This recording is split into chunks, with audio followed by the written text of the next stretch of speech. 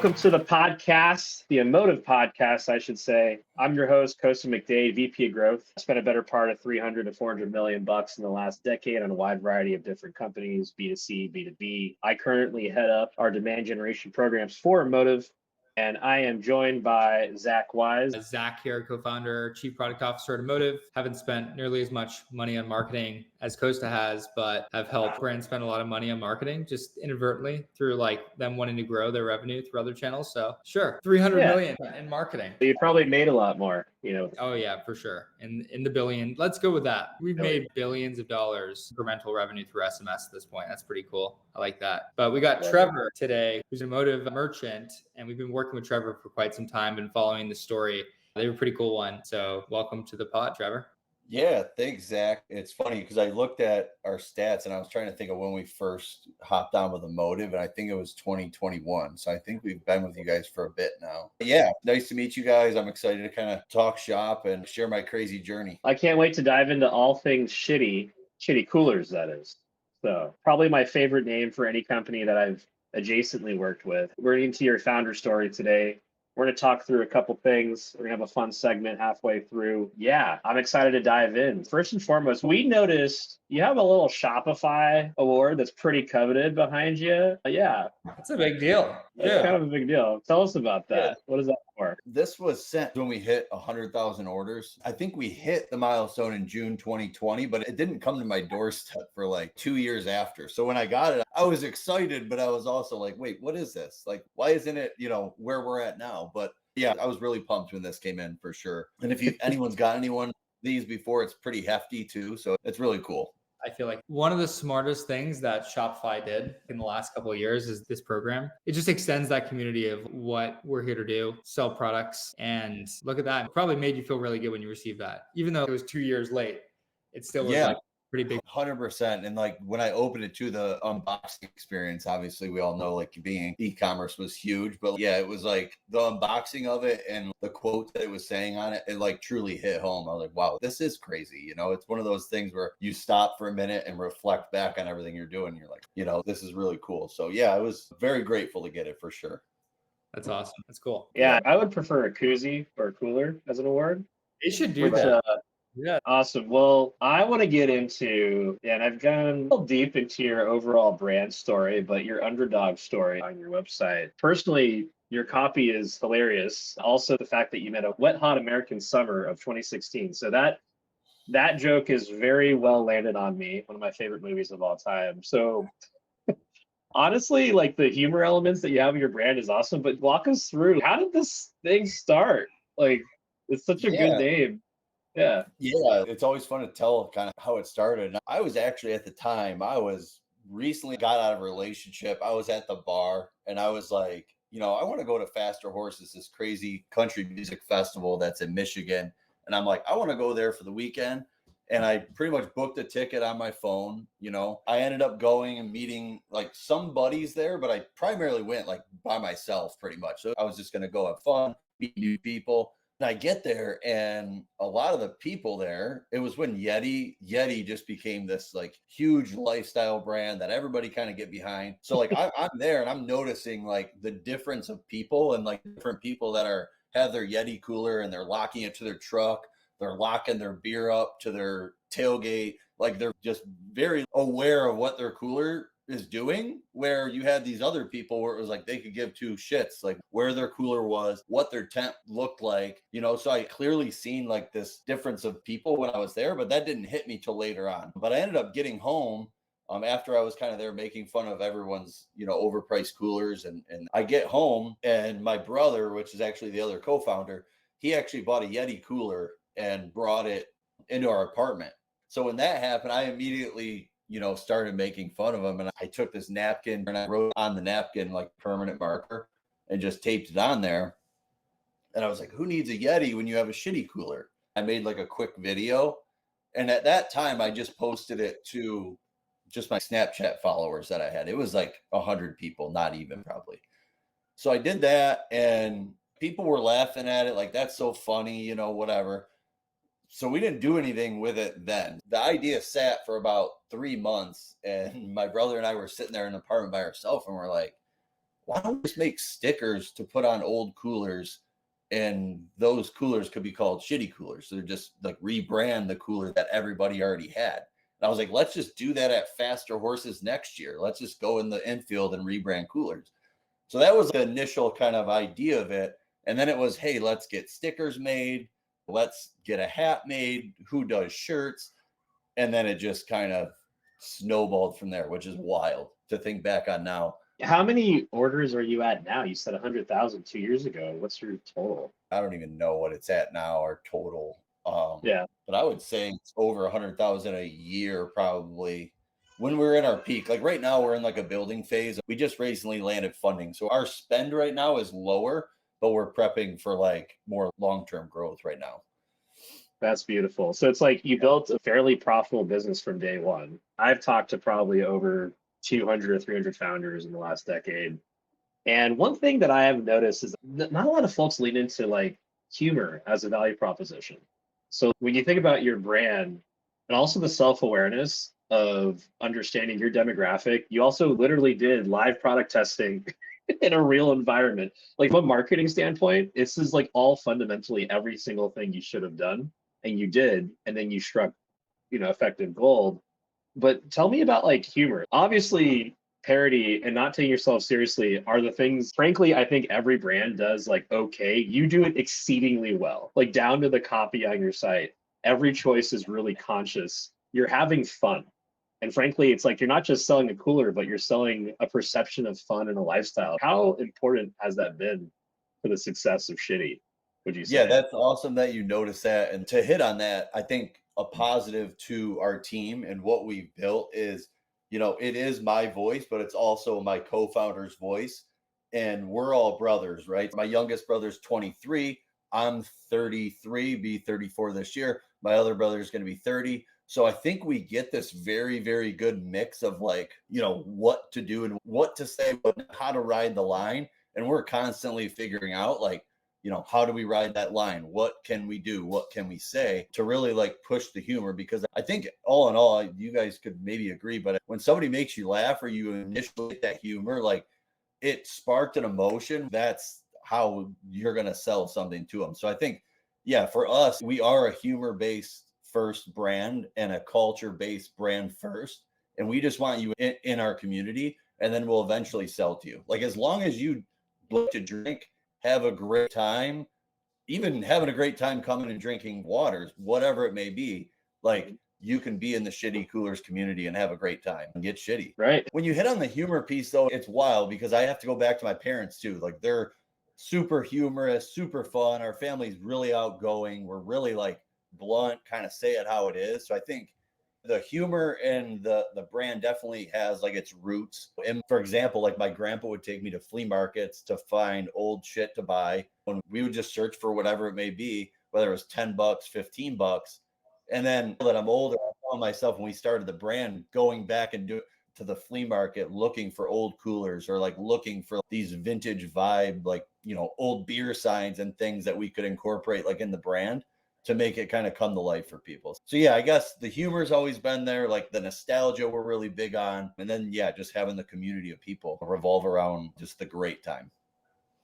That's awesome. And I feel like to a lot of brands, this kind of stuff can be like fairly risky. I mean, even in Emotive, like we'll have conversations around like risk when it comes to messaging because we want to be funny as well. It stands out when you're humorous. But you guys took that bet. You're going to tap into your market of people that like really appreciate what you're doing. And the people that don't are like definitely going to be turned off by it. But like those aren't your customers anyway. Yeah. And for selling coolers to people who are drinking, I feel like you're nailing it with the messaging to people who want to drink, Thank you. Yeah, for sure. I mean, the name helps and it doesn't help. Like as a brand owner and us pushing the name Shitty definitely has obstacles, right? So it comes with like the consequence of getting a domain that says that, advertising on Facebook, like all these different things that are thrown at you. But the reality is that it's so polarizing. It does create, like if you're not into Shitty, that's fine. But the people that are into it are going to like love it, embrace it, and like kind of go by the culture of what we do. So yeah, I would say from the start, we've purposely been like polarizing to just push away the people who would want to spend probably $400, $500 on a cooler.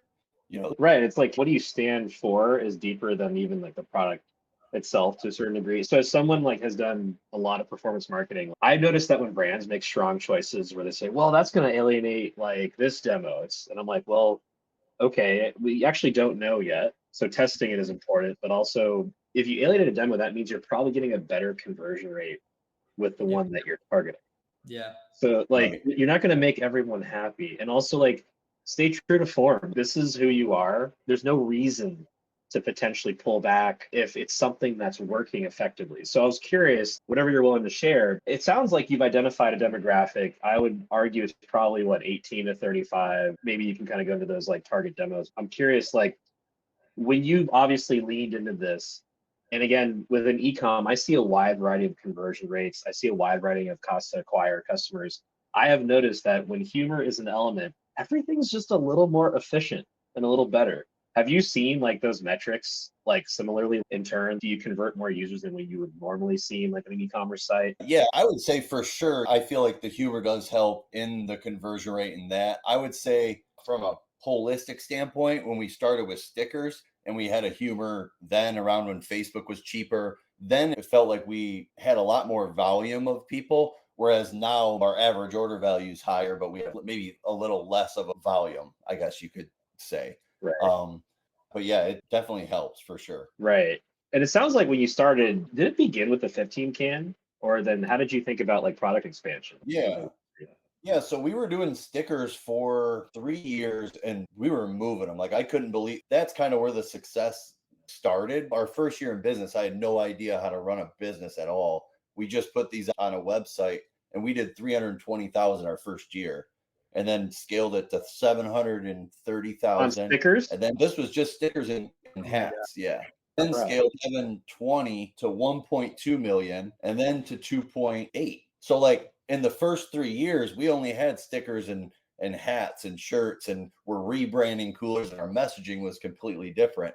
So now that we're changed the messaging along that Yeah. journey, we've had to change messaging. Our products had to change. That's what it was. The first time we dropped a cooler when we transitioned away from stickers, we only had 1,000 of them, and they were I think we sold them for like $35. It was almost like a test because at the time we had the top search term on our website was obviously coolers, right? You come into SHITI Coolers website and we did not sell coolers. So like obviously as us, we were like, well, if we had a cooler, you start playing those questions in, even though our messaging was saying, hey, use what you got, it works just fine. Now we need to like develop a product. So we developed a cheap cooler, really cheap. It leaked all over people, like it was brutal. But like it proved that wow, we could sell 1,000 of these in a day and scale into what now is what we're building, the ultimate party cooler company. Well, it sounds like the data informed part was like, hey, you noticed a trend. Like you look for the outliers or you look for the correlations. I don't know what's causing this, but there's clearly a correlation between what folks are searching for and prospects, I should say, on your site and more. And I'm just wondering, like within the first 2 years, were you spending a lot on marketing or was it Yeah, more community? Okay. to be honest, looking back now that I know what I know, it was like not stupid or ignorant that I was spending that money on ads, but it was at that time it felt like, oh, you put in $1, you get $6 back. It was like I knew exactly what I was laying down and exactly what I was getting back. And I think as the brand, grew and as we changed and as Facebook changed, it got more expensive. That all had to go by the wayside. And we had to figure out a way, to do it. So Right. Yeah. In that period, it's funny, like we were talking to another brand on the podcast a couple weeks ago, like with all the humor and kind of the fun you guys do in your branding, do you feel that, did you always have the vision you were going to sell your own coolers, but you just started off like with the branding first and like selling initial kind of stickers and hats. And then you're like, okay, now let's expand. Because I feel like this is something that we are seeing more of. Like brands start off with like a community brand approach. They go to market with brand, they don't go to market with product. And then eventually your product kind of evolves from there. Was that like an intentional decision from you guys early on? I would say It was, but it wasn't. Like the stickers hit so well and built that community early on that it almost happened simultaneously, I guess you could say. Like it was like, wow, this is really taken off. I think to rephrase it, it's more like, was this kind of like a general plan that, yeah, you started with the brand, then moved into like the product differentiation? Yeah. Or was it like device, or did you already have this in mind? Right. I would say like I knew that when I was at that festival and when I came home, I knew Yeti was big. And then I thought to myself, well, why isn't there a party cooler company? Like out of all things, like, why can't, even though we're selling just stickers, like this doesn't exist. Like when you look at the top cooler companies there are, and even you probably can barely name five, but like when you look at the Right. top, there's no one pushing what we're pushing in the way we're pushing it. So I believe we could be massive. For sure. And I feel like this is a thing that a lot of founders that are starting their brands off, or any business off for that matter, like the new model is like there has been a category leader in every single category at this point. So how do you win? It's like finding a cornice of the market that you just absolutely nail the branding for. Right. And so yeah, basically your decision was like, we're going to go to market as a brand and the product is kind of secondary to the brand, right? Right, right. And yeah, and honestly, going through it, none of it was, I guess you could say, like on purpose. Now I understand different ways to go to market and things. But at the time, I'm like, I was a special ed teacher making, I just got my master's degree in special ed and I went to teach and I was only making like $38,000 a year teaching. So when I started to do Shitty and I started that as a side hustle, I was like, well, this is starting to pull in more than I could ever imagine. Like, doing it as a side hustle. And it took me 6 years to eventually quit and go, you know what, I'm going to just jump into Shitty full time. But yeah, going through it, when you're going through it, you're really not going, oh, how should we do it? I mean, Zach, you're a founder. You're just going, go, go, go. And then it works. But yeah, it's wild. For sure. And I think that's kind of a common misconception that like you start a company, you have the master plan, like the best founders execute towards that like 10, 20-year vision. I don't think that's true. I haven't seen it that way myself, at least. It's like it's constantly evolving. The business you're building is constantly changing. You're getting feedback because the market just changes so much. Even the thing you mentioned about Facebook, that changed so much that it is dramatically going to change the course of the company.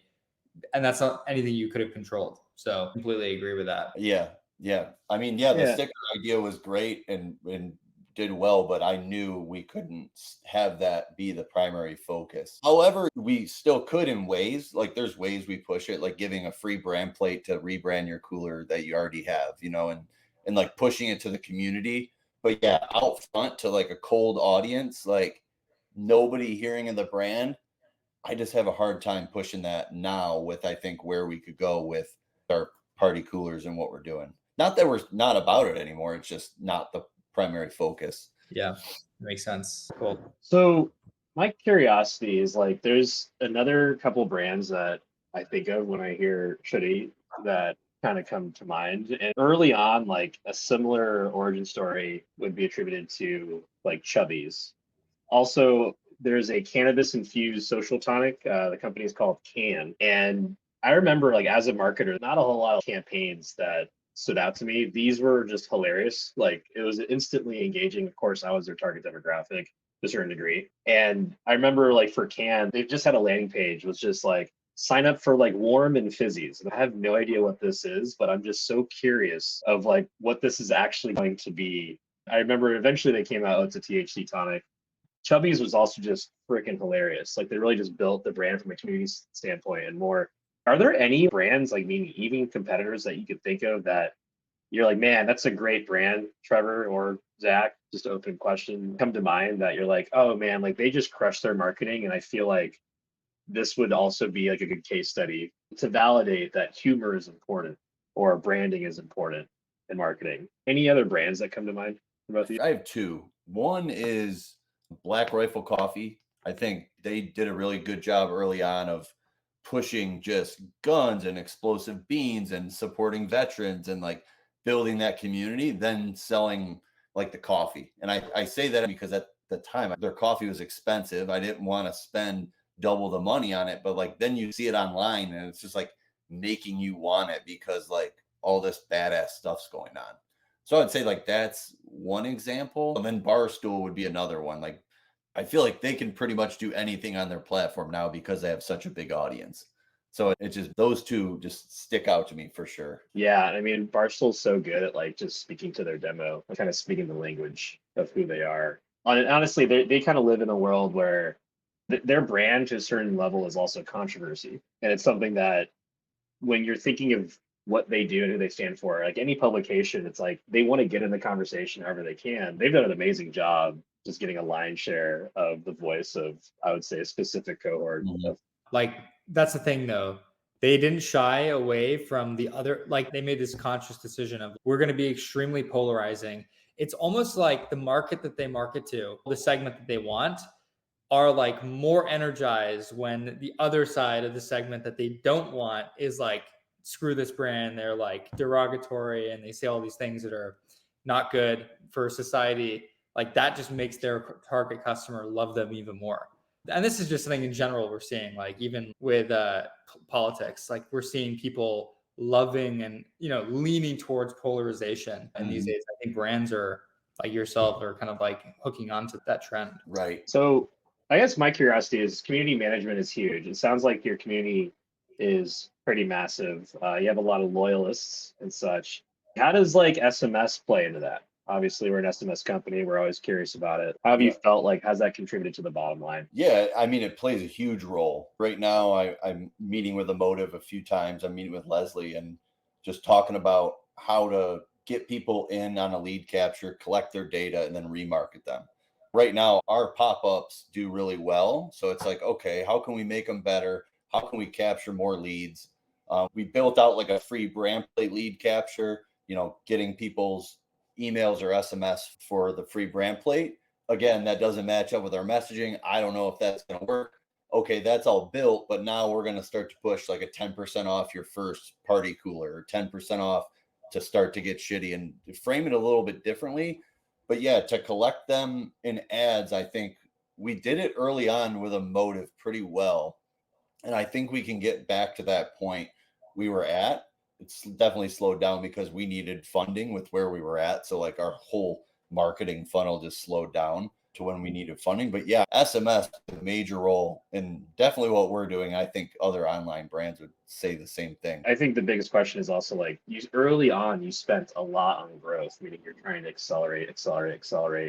And then later, with this is kind of like every founder story, I think. It's like, all right, well, repeat purchase way more valuable because obviously the cost of media has only gone one direction. CPMs only go more expensive, like over time. It's just there's more demand. Obviously, inflation's a factor, but also there's just frankly less supply on platforms. You mentioned Facebook was a big channel. Were there any other channels like outside the top of funnel that you focus in on, like more recently, like TikTok, other paid social components, anything like that?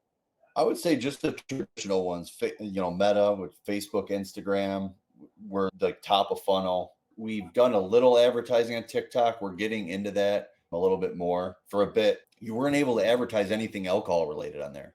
So like even bigger alcohol brands, like Tito's or whatever, you'd go on there and they didn't have an account on there, but they had one on Facebook. So it was like even our landing pages, just because we were selling coolers and it couldn't be related to drinking at all, it made it tough. But I think they changed up some of their shit recently to where now we can start to try to dive into that again. But yeah, Right. primarily cold traffic was Facebook and Instagram. Makes sense. And it sounds like the 1-2 punch was, especially with product launches, was primarily SMS, obviously email.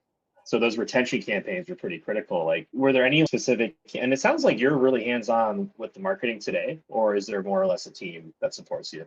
Yeah, actually, I'm in and out of it every day. It's like just scheduling SMS, scheduling emails. I mean, yeah, I have my hands at a lot of different things. We're a small team. We believe we can keep it that way for a bit. So, Yeah.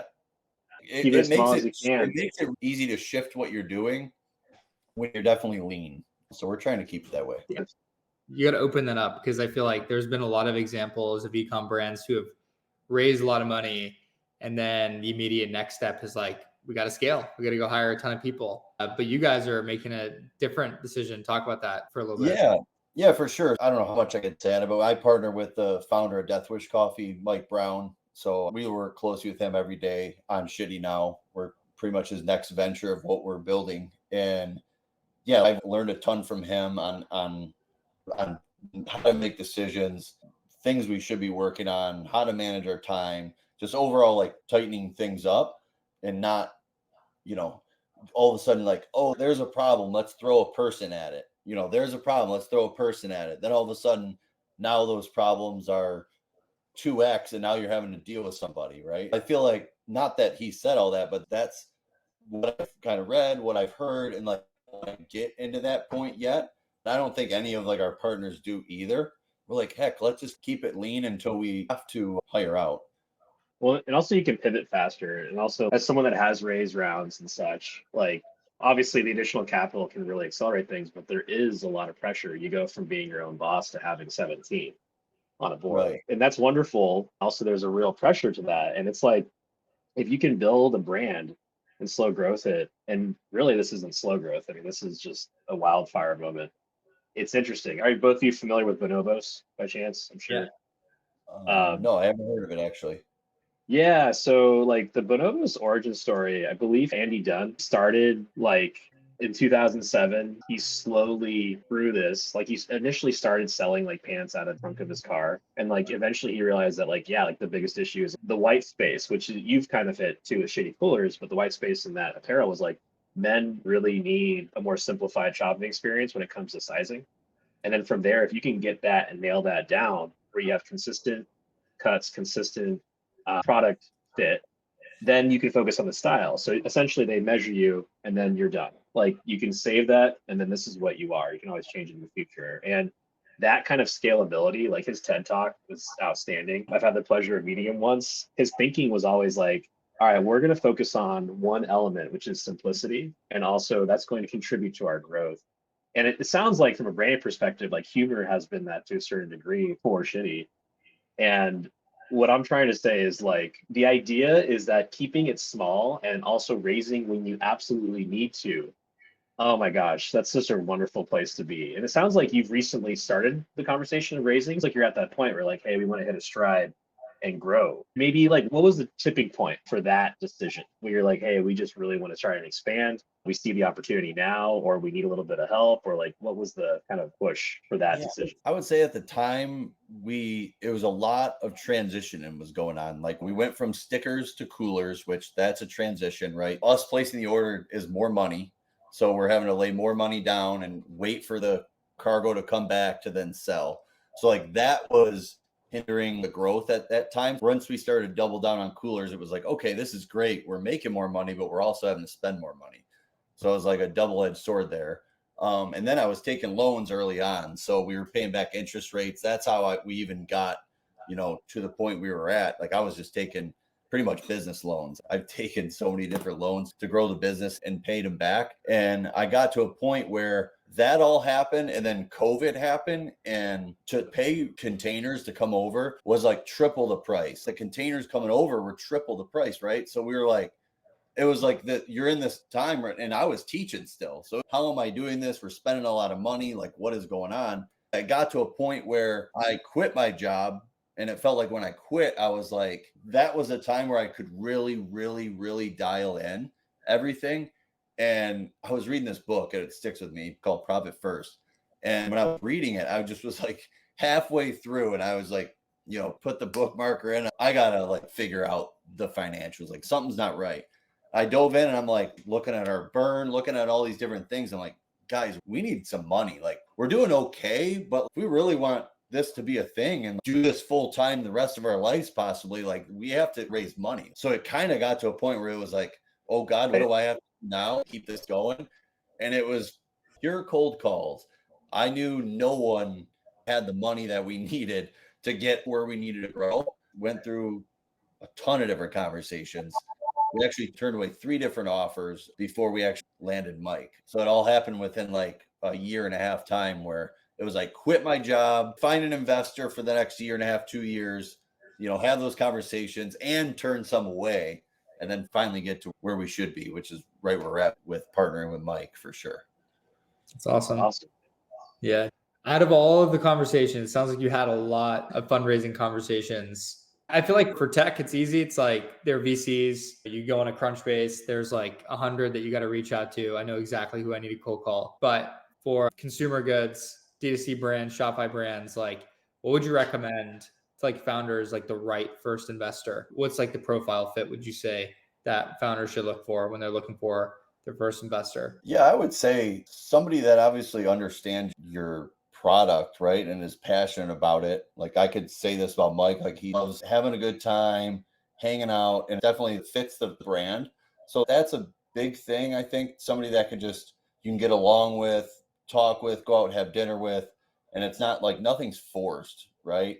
And yeah, I did have those conversations where not that it felt forced in any way, but I just feel like with the word shitty, I needed a partner with somebody where it was like, oh, I could be my complete self. They understand the brand and we can kind of go back and forth. Like keep the brand how it was, right? If somebody was going to partner with somebody and they don't agree right from the start, they could change the whole voice of the brand, the whole messaging of the brand, and then it's completely different. And then you just lost your entire secret sauce. It's like they're influencing you to go in this more a different direction. It's like being able to trust that investor is so critical for scale. It's like so that partnership has got to be, you got to be fully in lockstep, and they have to know what they're getting into, and then you have to know what you're getting into. But also you have to be able to retain that control to a certain degree, right? So there's got to be that element of trust. 100% trust. Yeah. Okay, so two more questions. What's your favorite digital marketing channel today? Just very vague, open question. Like, why do you like it so much? It could be efficiency, it could be creative. Yeah. Just because I'm more of a creative person, I love like the videos on Facebook and Instagram and like just capturing the brand on a full screen, like up and down, whether it's on TikTok, like that for us, I think shows off, what we're about, shows off our product and really highlights like how well we do content. Like I said, we're only 4 people and like one of them is our film person, which is my brother. So anything that shows off that type of vibe, the shitty vibe, I think that's it. Love that. I mean, Zach likes SMS, I know for sure. Yeah. Yeah. I'm not even going to answer that question. Okay. I think that's one thing too, is just efficiency is what I like to look at. I mean, as expensive as SMS is at times, like obviously we're extremely cost competitive for those that are listening to reach out. There's a little advertorial, mid-roll plug customers don't really explore, especially they think they don't have the budget for. It's more of a creative issue is connected TV. Like it's more or less an awareness channel. So you got to have awareness budgets, which means like you're probably spending mid sixes, like, but that being said, the barrier to entry for these essentially commercial or linear TV spots, they are lower than ever. So like used to be minimums of like 50 to 100K monthlies. Now it's far less, like 10 to 20K. Obviously paid socials is a close second, but from a retention standpoint, SMS still is the leader.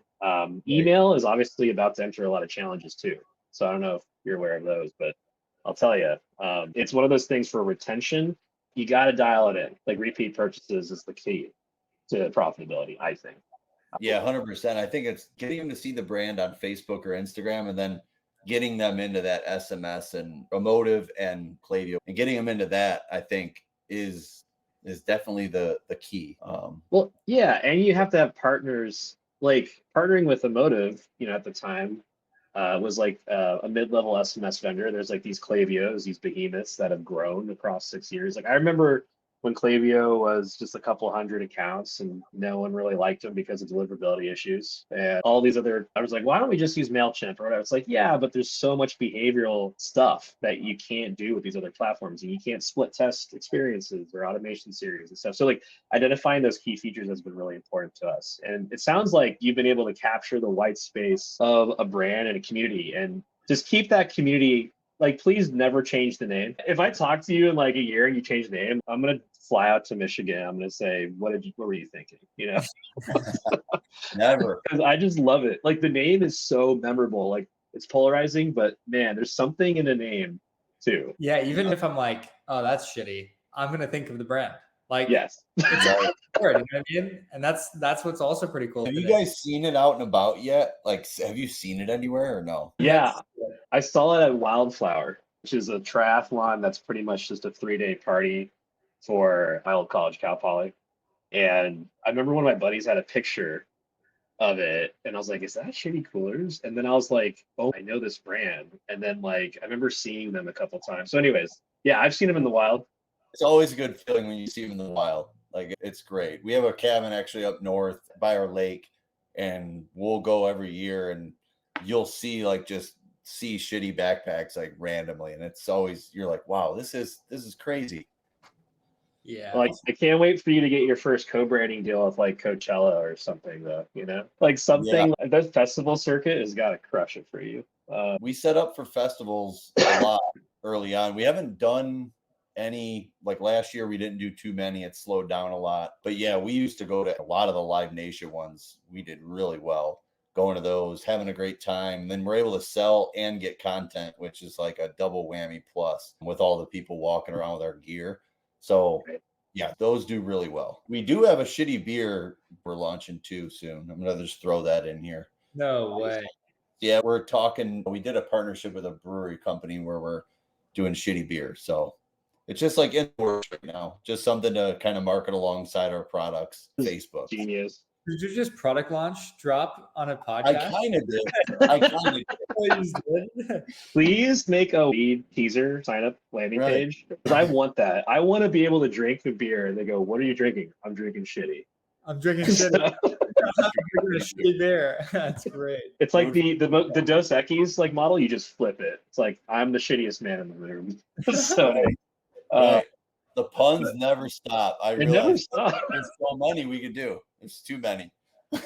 So great. That's awesome. Awesome. Well, any kind of closing remarks? Trevor, it's been great meeting you. Yeah, anything else that we didn't hit that you wanted to touch on? Yeah, where's your guys' favorite place to get SHITI? Wow. You want to go? Where's that place with who? Like, what do you? Yeah. What's your like? I'm going first. I used to be a barback at it's called Bull's Tavern in San Luis Obispo. It's a dive country bar, and they would pack 500 people into like a 30 by 40 room. Though hopefully this doesn't give them a health code violation. That's my favorite place, where there's always a party. There's always the same people. They always recognize you. It's kind of like Cheers. They always know your name. Yeah, that's my favorite place still to this day. But San Luis Obispo in general, of course. What about you, Zach? Trevor, I'm going to give you a bonus shout out to your state of Michigan. My favorite is definitely going to Vegas. Like, love to get SHITI in Vegas. Yeah. Unfortunately, that's always an if. But the bonus place is I went to Michigan, like Ann Arbor, like the University of Michigan, for like football game, and those guys, they get so shitty over there. It's ridiculous. I've never seen anything like it. Great time. I really enjoyed it. I wish there was a SHITI beer, University of Michigan too, that I could have tried. So next time, I'm hoping to be there, and we'll have more SHITI beer at University of Michigan. It's a good partnership, actually, with colleges. That's another one. Love it. Yeah, love it. What's your favorite place? If you had to. My favorite place, I mean, my first one's got to be the beach. I love being at the beach, and then the second is my garage. It's just a shack with just nothing in there, but I like chilling, having a good time in there, bringing over friends, hanging out. Go up north, maybe around the fire pit, like anywhere like that. Just chilling. Awesome. Well, good to meet you, Trevor. Congratulations on your success with SHITI. It's not quite shitty. It sounds freaking awesome. Honestly, it's been wonderful meeting you. Once again, this is the Emotive podcast. We like to get founder stories just like Trevor's. Thanks for joining. Appreciate it. Yes, no worries. It's been a great time. And I was told to shout out a discount code. Can I shout out a discount code for anyone? An Emotive SHITI. Emotive SHITI will get you 15% off. Love that. Cool. I'm gonna write it down so I don't forget. Let's see how many sales this channel can drive. Yeah, totally. Awesome. Thanks, man. So we're wrapped up officially. Appreciate you, man. This was super fun and super organic. I am definitely going to be getting a SHITI cooler here because of that 15% off. Awesome. Great talking with you guys for sure.